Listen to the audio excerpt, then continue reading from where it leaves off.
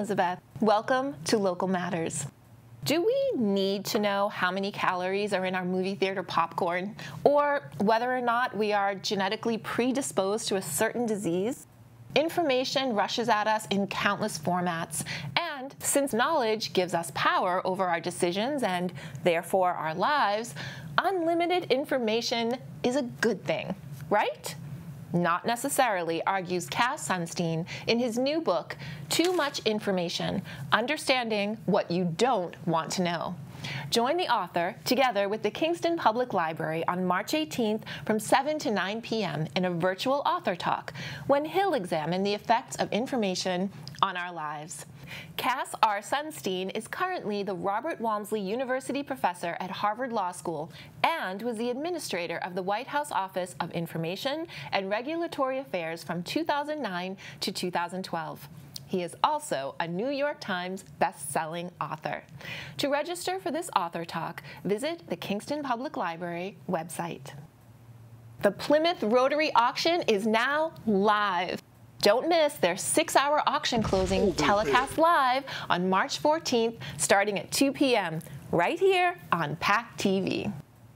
Massachusetts, our beloved state, and the birthplace of things many of us find indispensable. Welcome back to In the Know, Invented in Massachusetts. On our last installment, we showed you the origins of the World Wide Web. This time, we're going to show you how another form of technology was created. So sit back and relax for the next few minutes as we time travel back to 1946. Insert funky time travel music here.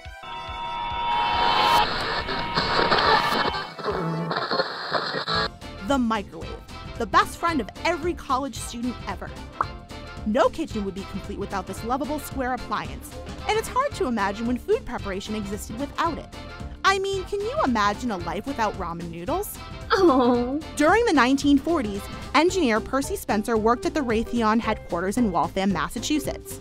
At the time, the company was using radiation as a form of radar technology that was installed in U.S. bomber planes during World War II. One day, Percy was standing next to a set of radiation equipment when he felt a weird sensation in his pocket.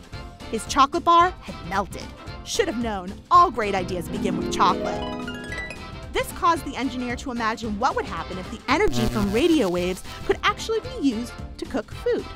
Excited to see what would happen, Percy placed popcorn kernels near the equipment, and within mere minutes, he was snacking on the world's first form of microwave popcorn. Raytheon went with it. The initial prototypes of the microwave oven were huge and pricey. But restaurants saw the value in having a quick cooking appliance in their kitchens. So in 1947, the world's first commercial microwave oven was placed in a restaurant in Boston. That's wicked awesome. And in 1955, the first home model went on sale for a whopping price of $1,295. Those are some pretty expensive TV dinners. Poor Percy unfortunately received no royalties from his invention, only a $2 gratuity. But he did go on to receive 300 patents in his lifetime. Still, we thank him for his historical contribution to our ability to reheat pizza in 30 seconds. For more info on other cool inventions from Mass, like and follow the local scene on Facebook, Instagram, and Twitter. This has been Invented in Massachusetts Part 2. Now you're in the know. Thanks, Tiff. The Plymouth Townbrook Restoration Project, ongoing from 2002 to 2019, restored the herring run capacity and river herring access to an additional 269 acres of spawning habitat in the Townbrook watershed. On Wednesday, March 17th at 6 p.m., tune in live via Zoom to hear Plymouth's Natural Resources Wardens provide an update on how these restoration projects are helping to recover populations to pre-colonial levels, and the ongoing monitoring and research of river herring and American eels. This program is presented by Wildlands Trust, the Town of Plymouth Department of Marine and Environmental Affairs, and NOAA. Visit the Wildlands Trust website to register. Since the art of writing began, the natural world around us has been an endless source of inspiration. Mass Audubon is offering an online workshop to focus on developing your nature and environmental writing skills, specifically the personal essay. Prior to the first of this 2-session class, you'll receive a few short essays to read, which you'll discuss as a group on March 18th from 6:30 to 8:30 p.m. You'll also spend time writing from prompts. Between then and the last class on April 1st, you'll craft your own piece, which you'll then have the option to share and receive positive feedback on, if you wish. The presenter is Kim Hoff, teacher and naturalist at Arcadia, and a nature writer and essayist. To learn more, visit the event Facebook page. The long road back to normalcy has begun, and we've been checking in with local businesses and organizations to see how they're doing. Up next, we have Andrew Herman, co-founder of Soundcheck Studios in Pembroke, Mass., to talk about how they've been and what they have planned. Julie? Welcome, Andrew. It's great to have you today. Now, you are the co-founder of Soundcheck Studios in Pembroke. Can you tell us a little bit about your background in the area of music and how you came to create Soundcheck Studios? Sure, it'd be my pleasure. And well, really, it started about 38 years ago, summer of 1980. My mother dropped my brother, my twin brother Eric, and I off at our buddy Dave's house. We were 5 years old, first friend we've ever made. I think we rode some bikes, shot some hoops, and got to know each other. Fast forward about 38 years later, we're still best friends. And, you know, I think we were at a point in our professional careers where we have been slogging away for 20 plus years and in the corporate world, you know, and I think we all kind of had a light bulb to where we thought it was time to pursue some sort of passion, and music was always been a passion of Dave, Eric, and I since we were kids. We you know, we've been playing in our basement since we were 10, 12 years old and never really stopped. And nonetheless, we're still mediocre, but we love music. We love playing music. We love going to see concerts, you know, and so we started to look around the South Shore for opportunities in the music business, and we thought that the area, given its thriving music scene and community, we thought they could use a rehearsal space. Great. So we got the keys in 2018 and started building stuff in a 12,000 square foot warehouse in Pembroke, and we were off and running. So what started as a place to rehearse has also become a place to record and obviously a place for performance. So what kinds of musicians do you get to come there to Soundcheck? All sorts, you know, and yeah, we started with the sole intent of filling up this 12,000 square foot warehouse with rehearsal rooms that band rent out from us on a monthly basis, with a handful of hourly rooms that are equipped with all the gear that people can come in and rent by the hour. However, once you start building things in a warehouse, you go down different paths, and one of those paths was hosting concerts. And in October of 2018, we got a day permit from the town and hosted our first concert called Harvest Fest. Had a few of the local bands, and to our surprise, about 400 people ended up showing up, which was crazy because we kind of just opened, new kid on the block, didn't even know that many people knew about us. So we got the bug for hosting concerts and becoming a music venue, and then explored that option with the town.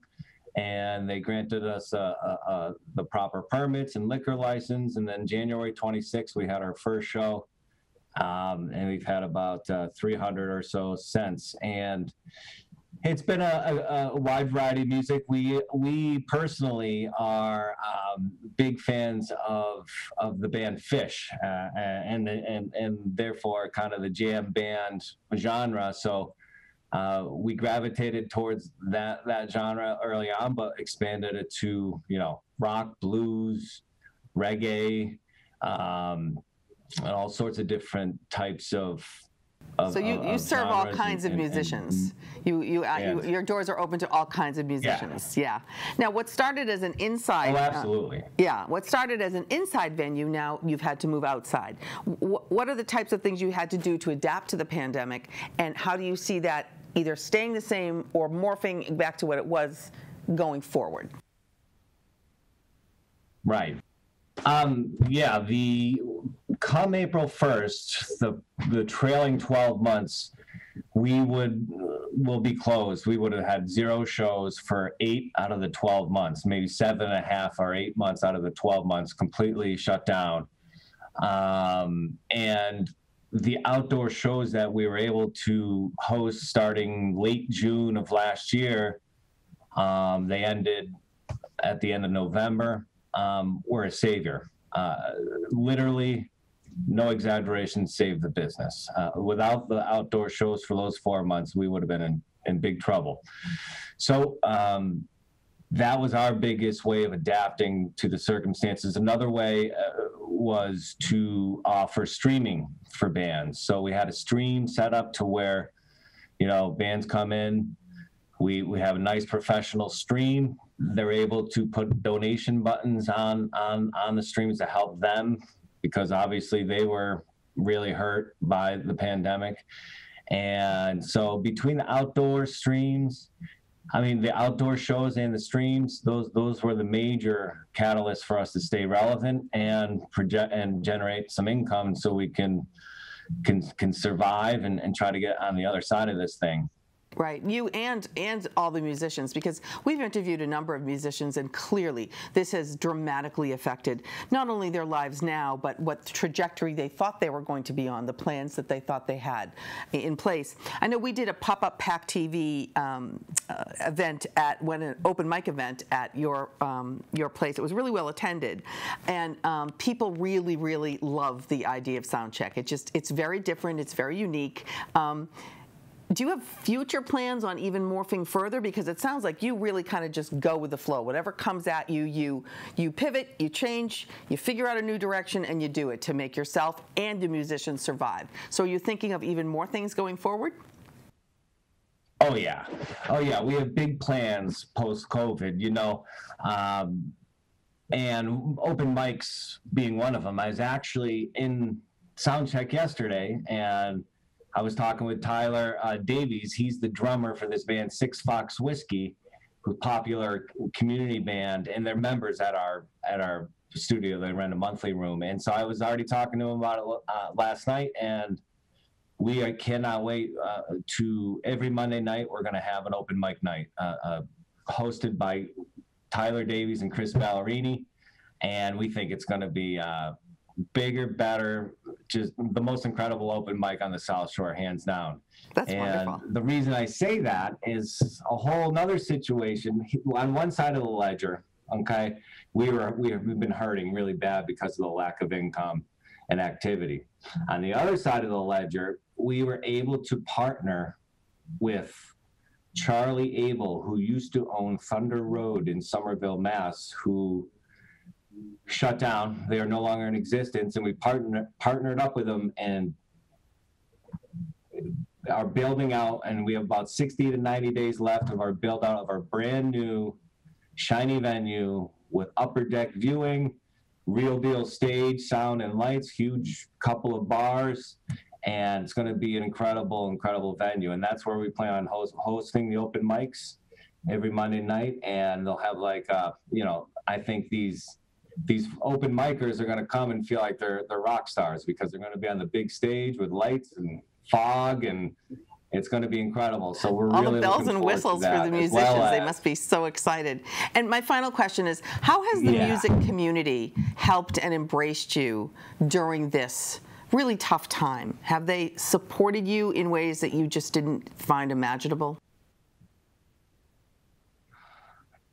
Yeah, they have since day one, despite the pandemic. The way the community, the local music community, has embraced us, promoted us, and just have become, we've gained so many friends, like genuine friends and people we love through this venture. And the way they've supported us words can't explain our appreciation. And they've done it just through, word of mouth, social media, and spreading the word. And I think that it's a really nice symbiotic relationship, because we provide them with a place to practice and collaborate and be creative and express themselves and work on their crafts, and at the same time they have a place to perform as well. So truly a two-way street.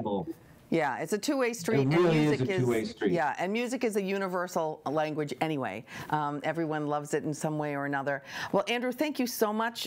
Good luck to Soundcheck. This sounds like a wonderful venue, and I know the whole world is looking forward to opening up again and getting back to some sense of normalcy, especially when it comes to music, because there's nothing like live music and watching it live and listening to it live. So thank you so much for being here today. Okay. Back to you, Elizabeth. Thank you, Julie and Andrew. To check out the responsibly socially distant events Soundcheck has upcoming, visit soundcheckstudios.com. Plant a garden and they will come. They being the thousands of crawling, walking, flying, and burrowing insects who find your garden and make a home. Some of them destroy your lettuce, beans, and strawberries by chewing on the succulent foliage and fruits, or sucking out large quantities of plant sap. But insects are also vital as pollinators and keeping soil healthy by recycling and eliminating waste materials. So, how do you know the difference between a good bug and a bad bug in your backyard? Join Master Gardener Bonnie Power and the Plymouth Public Library on March 23rd at 6 p.m. for Good Bugs and Bad Bugs, a look at who they are, what they do, and how their presence affects the success of your garden year. Visit the Plymouth Public Library website to register. Millennials don't have it easy. Financial recessions, acts of terrorism, generations of systemic racism, and paralyzing waves of unemployment rates have been the backdrop of their upbringings. Despite these devastating challenges, they are also a generation of perseverance and persistence. When 2020 began, many had reached a point of career success, financial stability, and were looking toward the future. With the world now scrambling to eliminate COVID-19, how are millennials navigating this period of isolation, and what are their thoughts on what the landscape for Generation Y will look like post-COVID? Join the Museum of Science and a diverse panel of millennial voices to hear firsthand how the coronavirus has affected all aspects of their lives, from a Broadway performer whose dream role came to a halt, the entrepreneur whose new business continues to face an uncertain future, and a new mother navigating the path of motherhood. Their message is one of hope. Visit the event Facebook page to register for this March 10th online event, which will run from 7 to 8:30 p.m. and is free, thanks to the generosity of the Lowell Institute. In Focus Snapshot is a new segment bringing you local government stories and initiatives. Here's Keith.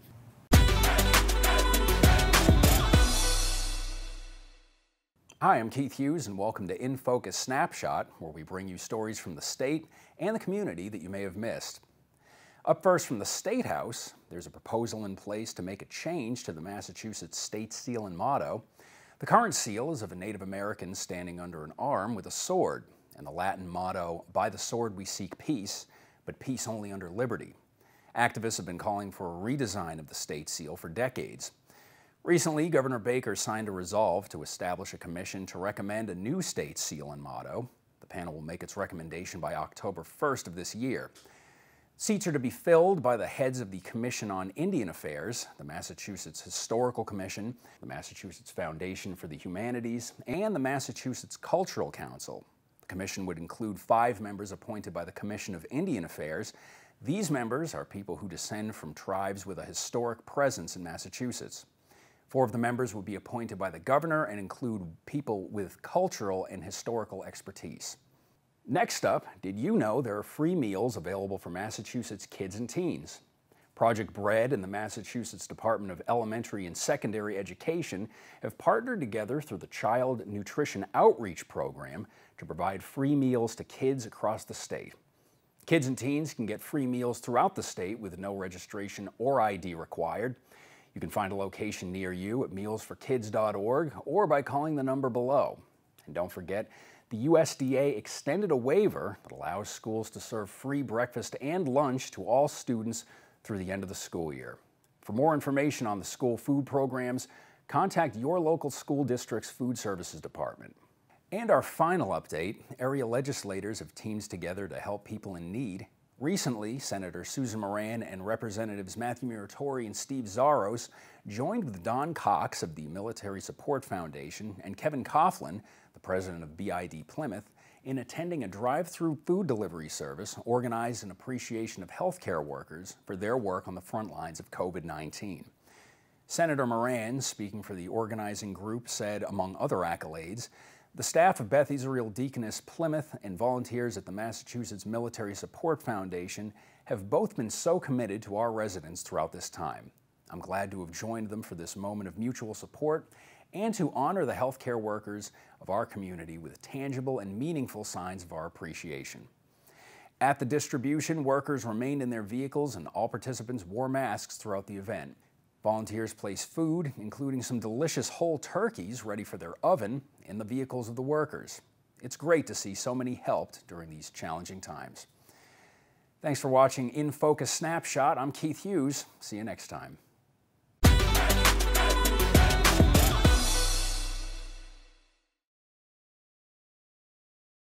Thanks, Keith. Celebrate St. Patrick's Day with an afternoon of traditional Celtic fireside tales. Masterful storyteller Beth Cameron Kilbridge and the Duxbury Senior Center invite you to join them via Zoom as Beth weaves a shamrock story path featuring St. Bridget, St. Kevin, St. Brendan, and of course, St. Patrick. It's on, of course, March 17th at 1 p.m. Visit duxburyseniorcenter.org to sign up. Next, we have Plymouth North High School's Northern Lights with their first ever music video, a performance of the song Adore You. Enjoy. Walked in your rainbow paradise. Strawberry lipstick state of mind.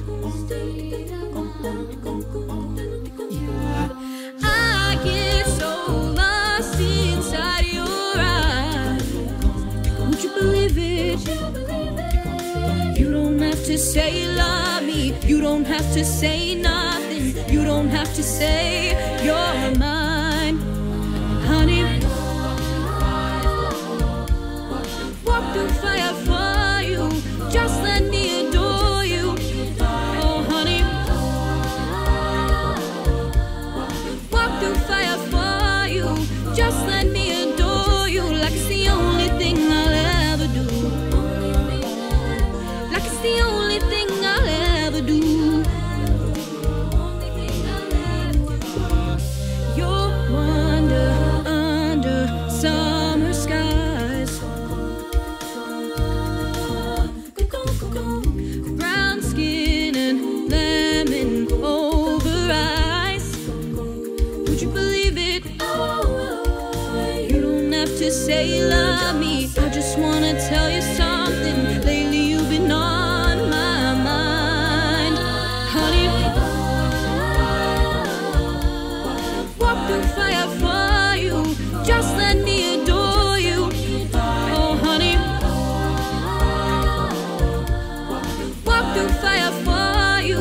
Just let me adore you. Like it's the only thing I'll ever do. Like it's the only thing I'll ever do. Walked in your rainbow paradise. Strawberry lipstick state of mind. Ooh, yeah.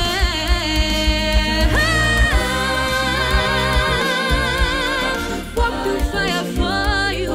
Just let me adore you. Oh, honey. Walk through fire for you. Just let me adore you. Like it's the only thing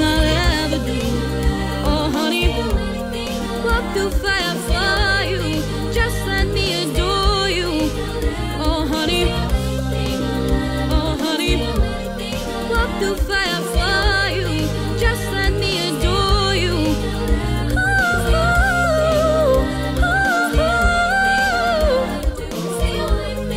Walk through fire for you like it's the only thing I'll ever do.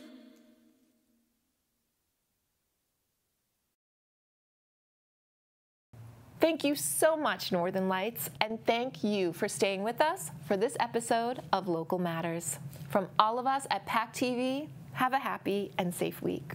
We'll see you next time.